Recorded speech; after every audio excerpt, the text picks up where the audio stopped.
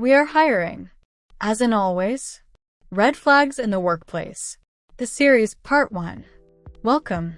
How open job positions can trigger a red flag for the new workplace. When a company constantly has open job positions, it can mean one of two things. Number one, the business is booming. The company is always moving forward. The workload is increasing, and so is the number of employees. Pretty cool, right? Now let's take a look at the other reasons for having open job positions constantly.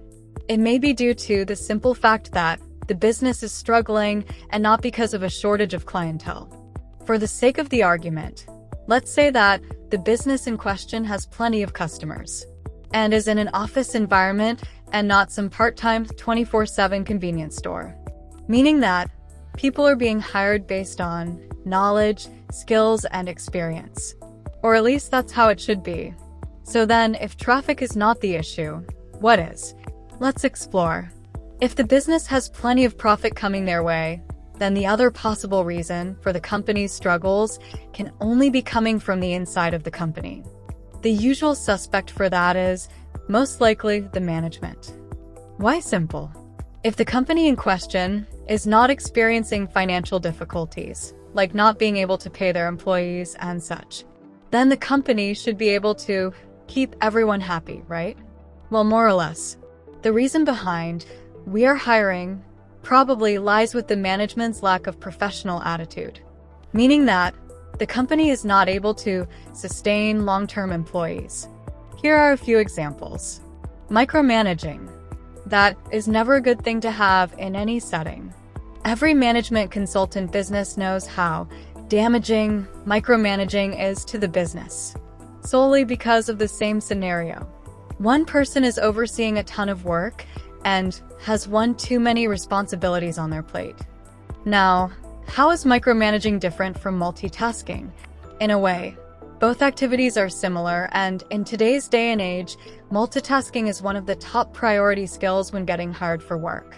However, the difference lies in what actions are being managed.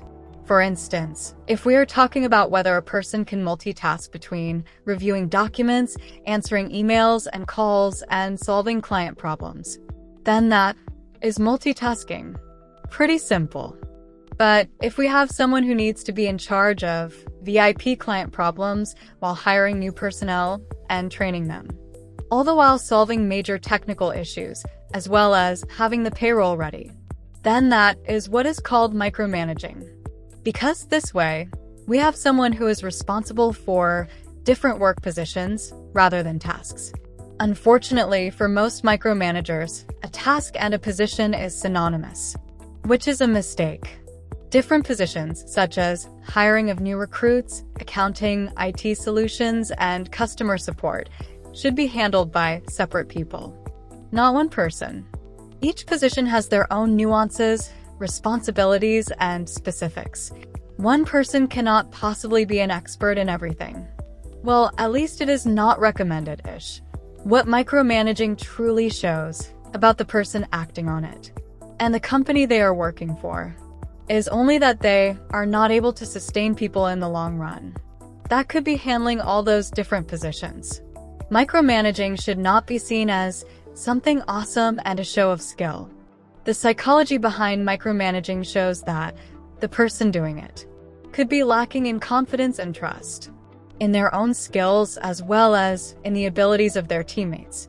It is only fair to mention that micromanagers who choose to micromanage, not because of shortage of workers, but because of their own personal fears, distrust, and need for control, can only be doing it with a weak mindset as the basis for their work style. That is why they choose to oversee the work themselves. Because if you want something done right, you have to do it yourself. Well, yes and no. What micromanaging does is slow down the work performance for the entire company. If employees need to wait for one person's seal of approval, who is already dealing with a ton of other issues, that never seemed to decrease, but on the contrary, only keep piling up. Then getting any work done within the set deadlines becomes mission impossible. Matters that could be solved on the spot get pushed back. because the small details fade in comparison to the bigger problems, causing nothing else except delays. As a result, work quality drops, and with it, needless issues rise, followed by complaints from clients and employees. Now let's look at how micromanaging influences the rest of the workplace. One way is that if one person is multitasking to such a degree, then one must ask if the same level of multitasking will be asked of others as well.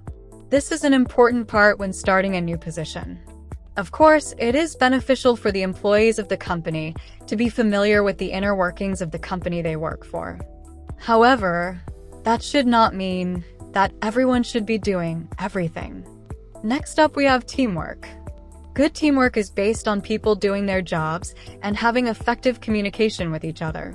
Take, for instance, the movie Sunshine of 2007, a science fiction piece where a team of astronauts are on a mission to save Earth. Nothing new in this concept. However, the point here is that their team is consistent of an expert in each field needed for said mission. Other team members may have some clue or knowledge about the fields of others, but when the question is, who is responsible for what, everyone focuses on their respectable areas. As a team of strong mindsets should be, ideally, in a workplace environment. In a team where everyone is doing everything, certain things are bound to get overlooked because the feeling of responsibility gets divided. See if this sounds familiar? No, I didn't do it, I thought you'd get it. See the point? When the someone else will get it attitude comes into play, people tend to slack off. This is crucial because that causes a drop in work performance and it becomes difficult to track down issues and mistakes, thus turning the workplace into a contest of pointing fingers rather than a team. Another issue with strong multitasking is that employers get greedy. More on that in the part 2 of this series. You have reached the end of this post. Thanks for listening. Stay tuned for more, and always remember, mental health is important. Take care.